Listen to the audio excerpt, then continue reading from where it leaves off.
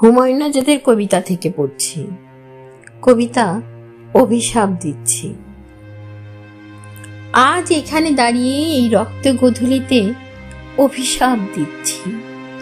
আমাদের বুকের ভেতর যারা ভয়ানক কৃষ্ণ পক্ষ দিয়েছিল সেটে, মগজের কোষে কোষে যারা পুঁতেছিল আমাদেরই আপনজনের লাশ, দগ্ধ রক্তাপ্লুত যারা গণহত্যা করেছে শহরে, গ্রামে, টিলায়, নদীতে, খেতে ও খামারে।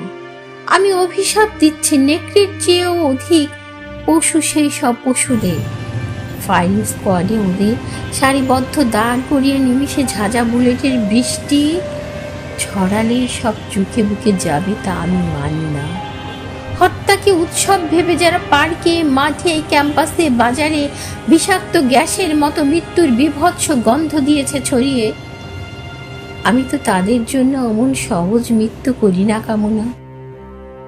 আমাকে করেছে বাধ্য যারা আমার জনক জননীর রক্তে পা ডুবিয়ে দ্রুত সিঁড়ি ভেঙে যেতে আসতে, নদীতে আর বন বাদারে শয্যা পেতে। অভিশাপ দিচ্ছি সেইখানে দজ্জালদের।